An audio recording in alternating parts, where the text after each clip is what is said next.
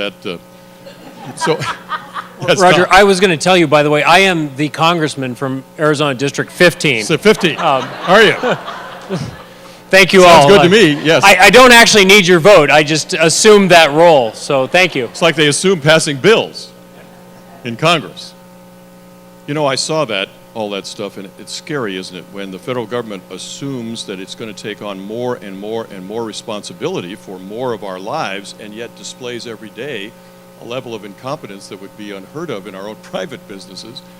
And it kind of, you know, I actually heard the Democratic National Committee's response to this criticism, and it could be boiled down into this kind of bumper sticker response. It was, yes, we're incompetent, but the other side's crazy.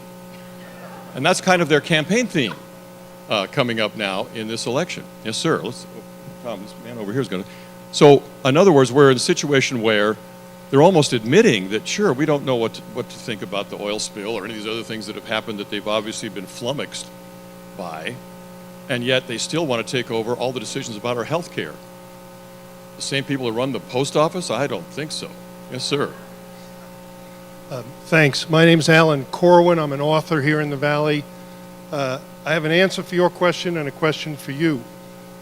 What do I see in the way of taxation affecting me? Everything I do, the government is involved in. Every single thing. In this room, the electricity, the chairs, the facility, everything is government regulated. That's where the spending goes.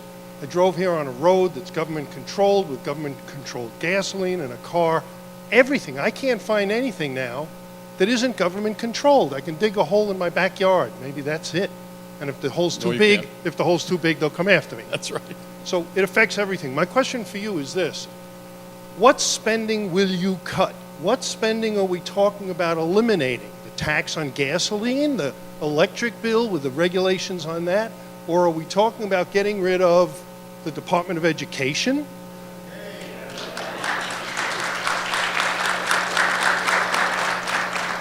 The Department of Agriculture? It is 2 city blocks long, 3 stories high, solid granite, it grows nothing, and it just gets in the way of farms. How about the Energy Department? That was developed in 1970 to reduce our dependency on foreign oil. Done a great job, haven't they? They have 100,000 consultants, 100,000 consultants to keep their employee rolls down to 11,000, and they consume billions like it's water. Worse, this is Arizona, worse than water. How do you eliminate a department like that? How do you fight the entrenched interests that are soaking up that money, affecting everything we do? It's what Ayn Rand said. When the people who produce have to go to people who don't produce in order to do their work, you're doomed. And I think we've reached that point. So what exactly do you mean when you say cut spending? Tell me. It's the heart of the matter, isn't it? It's the heart of the matter. And my personal response, and I want to hear the response of people here, is all of those you've listed, and many more, are programs that start out, you know, for the best of reasons, the noblest of motives, right? And then grow into these gargantuan whatever. I mean, what is it now that NASA has grown into a program that's going to have no space travel, but it's going to have Muslim scientists or something? This has now gone completely crazy. You can't pick a government program at the federal level that isn't just crazy. They've got a situation now, the General Accounting Office has gone into this subsidy for home loans. They've gone into a number of different areas, and they found nothing but fraud, Medicaid and so forth. They found nothing but just fraud rates that would be astonishing to an earlier generation of Americans who thought these programs were for the poor and so forth. And we voted and supported them and wanted them to happen because we wanted that to happen. Now, all of a sudden, it's grown into a monster on every one of these programs.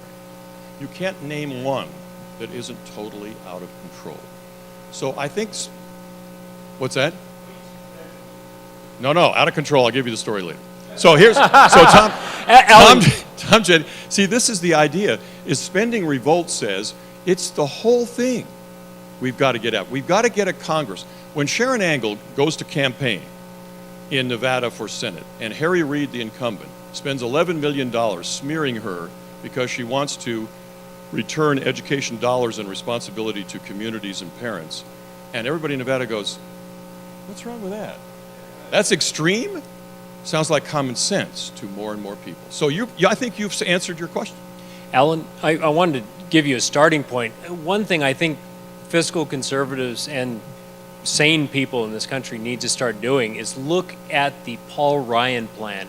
Paul Ryan's a congressman. He's got a plan to reduce spending. Ryan has put this plan out and has gotten it scored by the Congressional Budget Office, and it's a starting point. And he's actually very much on the same wavelength as SpendingRevolt.com. SpendingRevolt.com is urging incumbents and candidates to pledge to reduce federal spending to no more than 20% of GDP. Now, that is basically a long-term average for about the last 2 decades. Paul Ryan wants to take it down to about 18.6% of GDP. And there's a lot of people who have little problems here and there and sometimes big problems with parts of the Paul Ryan plan. But one of the things that's really great about that plan is that it's been scored by the CBO. You've had wonks look at it to see if it'll actually work, and it looks like it will actually manage to solve this long-term entitlement, especially the entitlement crisis that we're looking at over the next 75 years. Now, here's the problem with the Paul Ryan plan from my point of view, is that it barely gets the job done over the next, if everything goes right and there's no extra spending anywhere along the line, if we don't get into a big war, if everything goes great, for the next, say, about 50 years, we will get this problem under control under the Paul Ryan plan. Here's the other problem with the Paul Ryan plan. So far, we have not been able to get a majority of even Republicans in Congress to sign up for that plan. So we got a long way to go. There are people who have been really looking at this issue, how to get the entitlement crisis under control, how to get government spending under control. They put the ideas out there. We really got to start looking at them. That's as far as I'm concerned, that's the starting point, is to look at Paul Ryan's plan for Congress. This gentleman over here, Tom. Yes, sir. Somebody once said all politics is local, and I think our reaction has to be local. For example, a couple of years ago, somebody sent me an email reminding me that the Department of Energy, established by Carter, was to work toward our energy independence. And now they're making it possible for us to drill.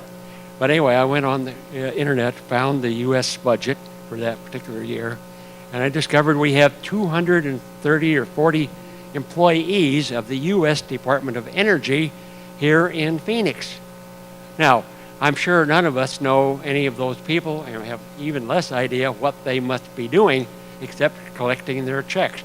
So that's one example. If we figured out how to get one of these shame on you signs in front of the U.S. Department of Energy, like we see all over town by the union people, we could begin to get some attention.